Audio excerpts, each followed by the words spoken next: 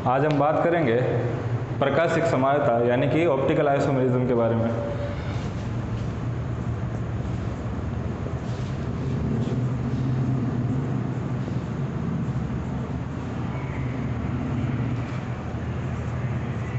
Optical isomerism.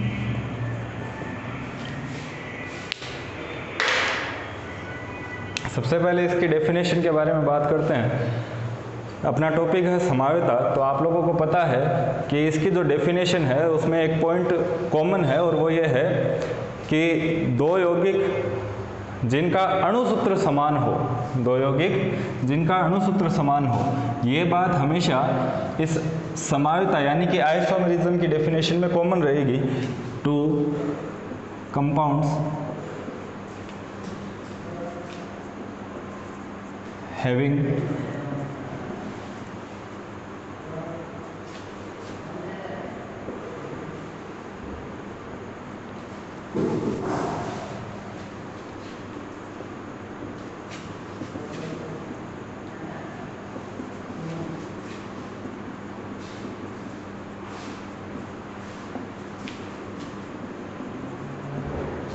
देखिए, two compounds having same molecular formula but differ in optical properties। ऐसे दो compounds जिनका अणुसूत्र समान हो, मोलिकुलर फॉर्मूला सेम हो, but differ in optical properties, लेकिन उनके प्रकाशिक गुणों यानी कि ऑप्टिकल प्रॉपर्टीज में डिफरेंस हो।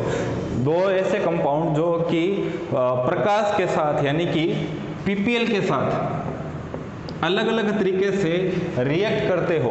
पीपीएल से मतलब है प्लेन पोलराइज्ड लाइट यानी कि समतल ध्रुवित प्रकाश। इसके साथ जो दोनों आइसोमर होंगे वे अलग अलग तरीके से इंटरेक्ट करेंगे। ठीक है, अब हम आगे बढ़ते हैं, बात करेंगे इस प्रकाशिक समायता की खोज के बारे में। तो देखिएगा, इसकी खोज जो है वो दो वैज्ञानिकों जिनके नाम थे अरेगो और बायोट, इन्होंने करी। ठीक है, ये क्या कर रहे थे, कुछ इन्होंने अकार्बनिक पदार्थों पर अध्ययन किया, अकार्बनिक पदार्थों पर स्टडी की, जैसे पोटेशियम ब्रोमेट, जैसे सोडियम क्लोरेट। इन क्रिस्टलाइन सॉलिड्स पर इन्होंने स्टडी करी और पाया कि ये जो पदार्थ थे ये प्रकाशिक समायता दर्शाते थे, ऑप्टिकल आइसोमेरिज्म शो करते थे। ठीक है, इसके बाद पास्चर, नाम सुना होगा आप लोगों ने, पास्चर आए। इन्होंने कार्बनिक पदार्थों पर स्टडी की। कौन से कार्बनिक पदार्थों पर, जैसे ग्लूकोज, फ्रक्टोज, लैक्टिक अम्ल, टार्ट्रिक अम्ल, इन पर इन्होंने अध्ययन किया। अब हुआ क्या कि जब ये पोटेशियम टार्ट्रेट पर अपनी स्टडी कर रहे थे, पोटेशियम टार्ट्रेट पर, तो इन्होंने देखा कि इन्होंने, पास्चर ने, कि इस पोटेशियम टार्ट्रेट में दो तरह के क्रिस्टल थे। क्या थे? दो तरह के क्रिस्टल थे। ठीक है, दो अलग अलग शेप के क्रिस्टल थे, दो अलग अलग आकृतियों के क्रिस्टल थे। अब इन्होंने क्या किया, कुछ मैकेनिकल मेथड से यानी कि यांत्रिक विधि, जैसे हाथों से या चिमटी वगैरह से, इन्होंने क्या किया, इन दोनों तरह के क्रिस्टलों को अलग अलग किया, सेपरेट किया। ठीक है, और बाद में इन्होंने ये पाया कि ये जो दो तरह के क्रिस्टल थे ये आपस में ऑप्टिकल आइसोमेरिज्म यानी कि प्रकाशिक समायता प्रदर्शित कर रहे थे, ऑप्टिकल आइसोमेरिज्म शो कर रहे थे। ठीक है, और इन्होंने ये देखा कि ये जो दोनों तरह के क्रिस्टल थे वे एक दूसरे के दर्पण प्रतिबिंब थे। क्या थे? एक दूसरे के दर्पण प्रतिबिंब थे, यानी कि एक दूसरे के मिरर इमेज थे। क्या थे? मिरर इमेज थे।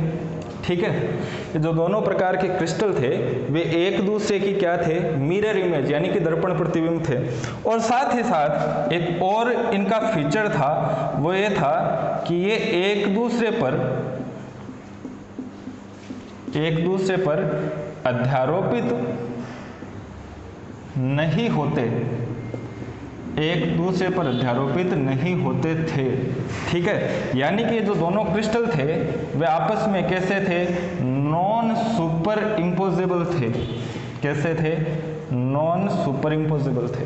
ठीक है, सुपर इम्पोज करने का क्या मतलब है कि अगर हम एक शेप को उठाकर उसकी जो मिरर इमेज है या जो दूसरी वाली शेप है उस पर रखना चाहें और वो अगर उसको पूरी तरह से ढक ले, तब तो हम कहेंगे कि ये अध्यारोपित हो रहा है, सुपर इम्पोज हो रहा है। और अगर नहीं ढक पाए, एक दूसरे को कवर नहीं कर पाए, तब ऐसी कंडीशन में वो दोनों आपस में कैसे हो जाएंगे, नॉन सुपर इम्पोजेबल हो जाएंगे, यानी एक दूसरे पर अध्यारोपित नहीं हो पाएंगे। ठीक है, तो यहाँ से इस ऑप्टिकल आइसोमेरिज्म की एक जो आवश्यक शर्त है, एसेंशियल कंडीशन है, वो निकल कर आई। और वो कंडीशन क्या थी कि जिन भी दो कंपाउंड के बारे में हम बात कर रहे हैं, जिनको हम एक दूसरे के ऑप्टिकल आइसोमर कह रहे हैं, वो दोनों एक दूसरे के क्या होने चाहिए, दर्पण प्रतिबिंब होने चाहिए, यानी कि एक दूसरे की मिरर इमेज होने चाहिए। और साथ ही साथ वो एक दूसरे पर कभी भी अध्यारोपित नहीं होने चाहिए, यानी कि both the compounds should not be super imposable, एक दूसरे पर अध्यारोपित नहीं होने चाहिए। ठीक है, अब आगे देखिएगा, हम ऑप्टिकल आइसोमेरिज्म की जो कंडीशन है, यानी कि किस वजह से कोई कंपाउंड जो है वो ऑप्टिकल आइसोमेरिज्म एग्जिबिट करता है, उसके बारे में बात करेंगे। देखिएगा,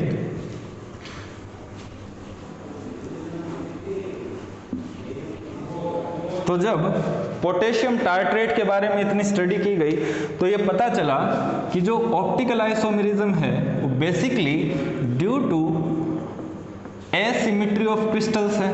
किसकी वजह से है, एसिमेट्री ऑफ क्रिस्टल्स, यानी कि क्रिस्टलों की जो एसिमेट्री है उसकी वजह से। एसिमेट्री का मतलब हो गया असममितता।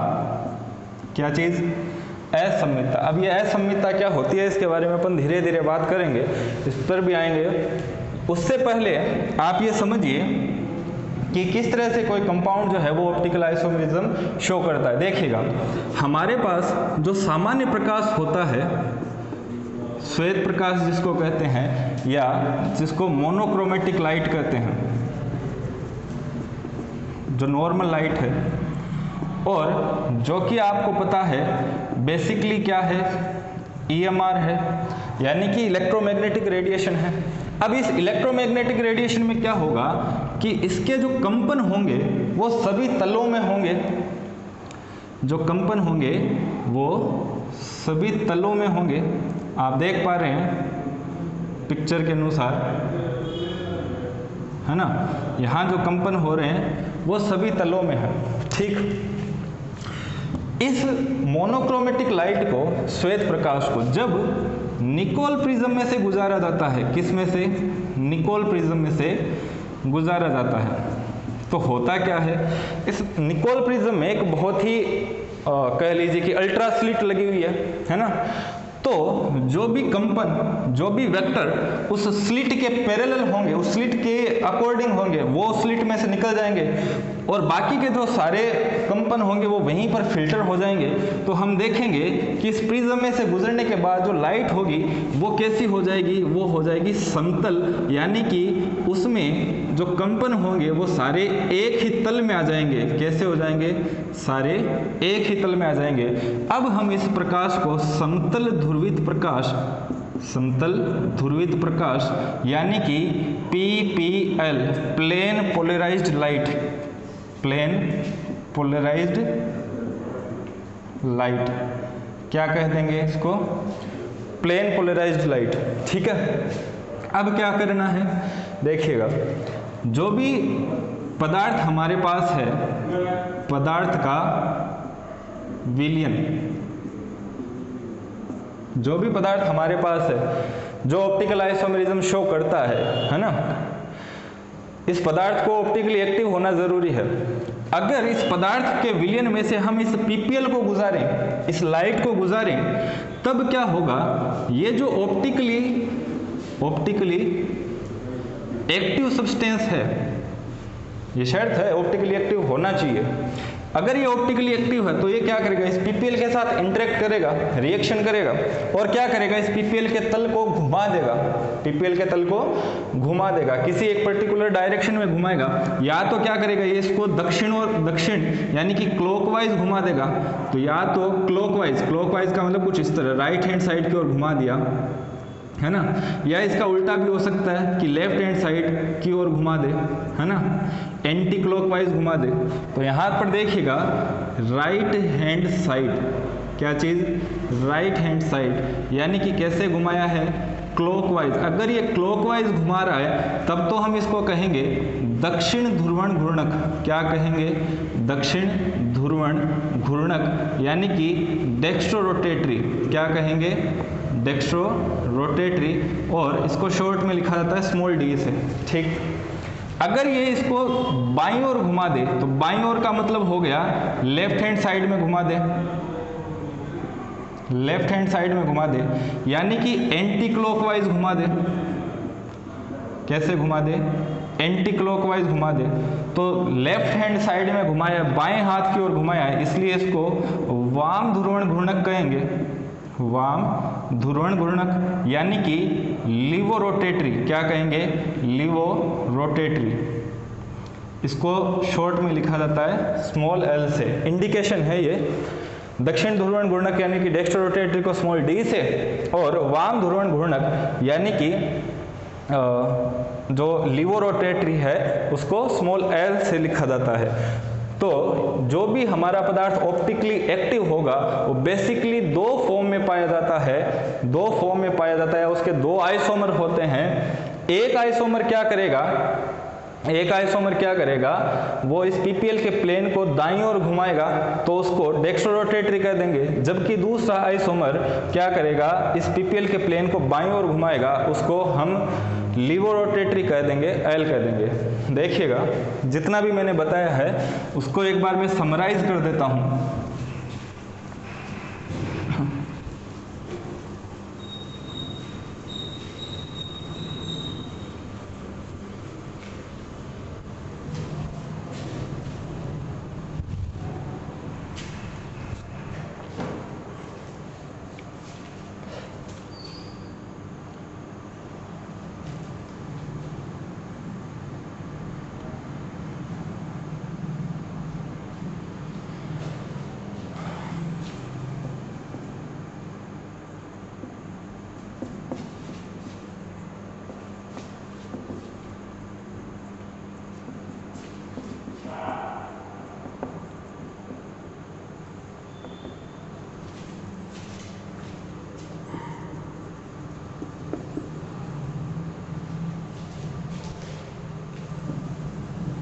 Which are optical isomers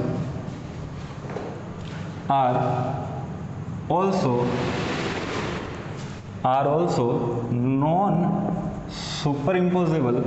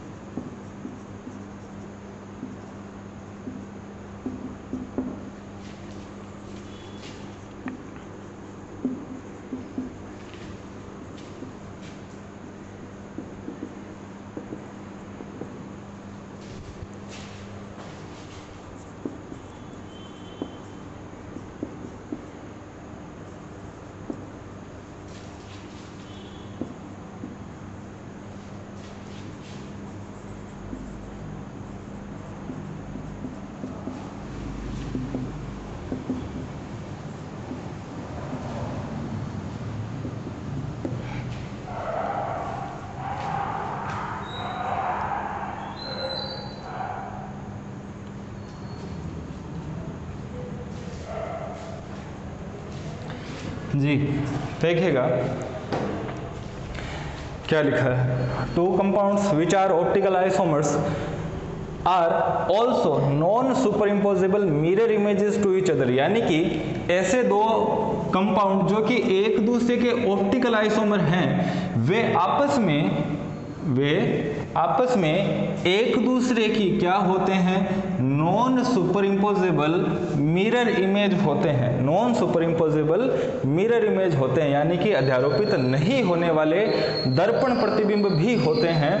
ठीक है, अब क्या होगा, इनमें से एक आइसोमर वो तो क्या करेगा, इस पीपीएल के तल को, पीपीएल यानी प्लेन पोलराइज्ड लाइट के तल को दाईं ओर घुमाएगा, क्लॉकवाइज घुमाएगा, उसको हम डेक्स्ट्रो रोटेटरी या दक्षिण ध्रुवण घूर्णक कह देंगे।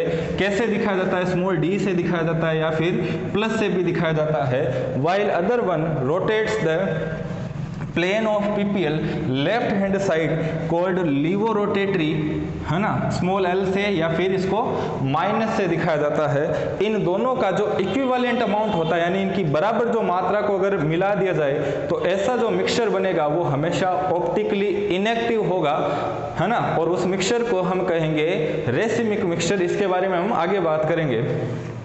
तो देखिएगा कि इस ऑप्टिकल आइसोमरिज्म की कंडीशन क्या है, कंडीशन क्या है, अब इस पे थोड़ा सा गौर करने की जरूरत है। कंडीशन ये है कि दोनों जो आइसोमर होते हैं या जो दोनों कंपाउंड होते हैं वो एक दूसरे की मिरर इमेज तो होते ही हैं, ठीक है। इसके अलावा वो आपस में कैसे होते हैं, नॉन सुपर इम्पोजेबल होते हैं। कैसे होते हैं, नॉन सुपर इम्पोजेबल होते हैं। तो यहाँ से हम कंडीशन लिख देंगे कि ये जो नॉन सुपर इम्पोजिबिलिटी है, non superimposability on mirror image, बस यही इस प्रकाशिक समावता यानी कि ऑप्टिकल आइसोमरिज्म की कंडीशन है। क्या कंडीशन है देखिएगा एक बार फिर से, non superimposability on mirror image, यानी कि एक कंपाउंड जो है वो कभी भी अपनी मिरर इमेज पर अध्यारोपित नहीं होना चाहिए, सुपर इम्पोज नहीं होना चाहिए। तो नॉन सुपर इम्पोजेबल होना चाहिए किस पर, अपनी मिरर इमेज पर। एक कंपाउंड है वो उसका दर्पण प्रतिबिंब बनेगा, है ना, तो अपने दर्पण प्रतिबिंब पर उस कंपाउंड को अध्यारोपित नहीं होना चाहिए, नॉन सुपर इम्पोजेबल होना चाहिए अपनी मिरर इमेज पर। ये जो दोस्तों नॉन सुपर इम्पोजिबिलिटी की कंडीशन है, इसको हम एक नया नाम दे देते हैं और वो नया नाम है क्या, किरेलिटी। क्या नाम है, किरेलिटी, कायरेलिटी भी बोलते हैं, कायरेलिटी। तो ये जो कायरेलिटी है यही हमारी कंडीशन है किसके लिए, किसी कंपाउंड के ऑप्टिकली एक्टिव होने के लिए या फिर उसके ऑप्टिकल आइसोमरिज्म शो करने के लिए। क्या शर्त है, किरेलिटी। किरेलिटी का मतलब है किसी कंपाउंड का अपनी मिरर इमेज पर अध्यारोपित नहीं होना, सुपर इम्पोज नहीं होना, ये सबसे बड़ी कंडीशन है। अब देखिएगा कि किस कंडीशन में कोई कंपाउंड जो है वो अपनी मिरर इमेज पर अध्यारोपित हो जाता है यानी कि सुपर इम्पोज हो जाता है, और किस कंडीशन में कोई कंपाउंड अपनी मिरर इमेज पर अध्यारोपित नहीं होता। ठीक है, तो देखिएगा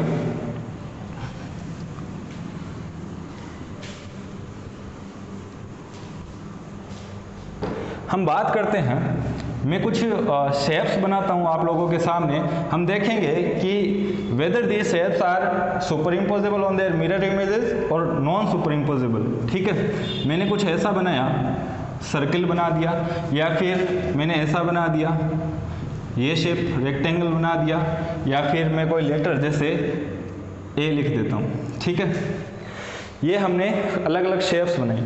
अगर इनकी मिरर इमेज को हम देखें तो हूबहू इनके जैसी ही मिरर इमेज बन जाएगी, है ना। ये इसकी मिरर इमेज, ये इसकी मिरर इमेज, इसकी मिरर इमेज और ये इसकी मिरर इमेज। ठीक है, मैं इसको उठाकर इस पर रखूं, आराम से ये इसको एकदम ढक लेगा, अच्छे से ढक लेगा, पूरा कवर कर लेगा, सभी में ऐसा होगा। तो आप देख पा रहे हैं कि जो सारी शेप्स है वो अपनी मिरर इमेज पर क्या हो रही है, सुपर इम्पोज हो रही है, सुपर इम्पोज हो रही है। अगर ये अपनी मिरर इमेज पर सुपर इम्पोज हो रही है तो ये हमेशा कैसी होगी, ऑप्टिकली इनएक्टिव होगी, यानी कि कभी भी ये शेप्स जो है वो प्रकाशिक समावता नहीं दर्शा सकती। इनमें से कोई सा भी मॉलिक्यूल या कोई सी भी ज्योमेट्री जो है वो कभी भी ऑप्टिकली एक्टिव नहीं हो सकती। ठीक है, ऑप्टिकली ये सारे कैसे होंगे, इनएक्टिव होंगे, या कभी भी इनमें से कोई भी जो शेप है वो अपनी मिरर इमेज पर सुपर इम्पोज नहीं होगी। तो अगर हम इनको मॉलिक्यूल्स हम मान लें कि ये कोई ऑर्गेनिक मटेरियल है, तो ये कभी भी ऑप्टिकली एक्टिव नहीं होंगे, हमेशा ऑप्टिकली इनएक्टिव होंगे, यानी कि प्रकाशिक असक्रिय होंगे, प्रकाशिक असक्रिय होंगे। ठीक है, अब कारण क्या है, क्या कारण है कि ये अपनी मिरर इमेज पर सुपर इम्पोज हो जाते हैं? उसका कारण है सिमिट्री। क्या कारण है? सिमिट्री, यानी कि सममिति, यानी कि सममिति। ठीक है, कुछ दूसरी शेप बनाता हूं मैं, जैसे मैंने ये शेप बनाई ए, या मैंने ये बनाया बी, या मैंने ये बनाया क्यू। ठीक है, अगर मैं पूछूं कि क्या ये अपनी मिरर इमेज पर सुपर इम्पोज हो जाएंगे, तो इसका जवाब है ये अपनी मिरर इमेज पर सुपर इम्पोज नहीं होंगे, मिरर इमेज पर सुपर इम्पोज नहीं होंगे। ठीक है, क्यों? क्योंकि इनमें क्या है, इनमें है असममिति। क्या है? असममिति, यानी कि एसिमिट्री है। क्या है? एसिमिट्री है। ठीक है, इनमें एसिमिट्री है, इसलिए ये अपनी मिरर इमेज पर सुपर इम्पोज नहीं होंगे, यानी कि ये कैसे हैं, नॉन सुपर इम्पोजेबल है, नॉन सुपर इम्पोजेबल है। और अगर ये अपनी मिरर इमेज पर नॉन सुपर इम्पोजेबल है, तो ये ऑप्टिकली कैसे होंगे, ऑप्टिकली कैसे होंगे, एक्टिव होंगे, यानी कि प्रकाशिक सक्रिय होंगे। ऑप्टिकल आइसोमेरिज्म शो कर सकते हैं। अगर ये मॉलिक्यूल्स हो, ऑर्गेनिक कंपाउंड हो, तो ये ऑप्टिकली एक्टिव होंगे, प्रकाशिक सक्रिय होंगे।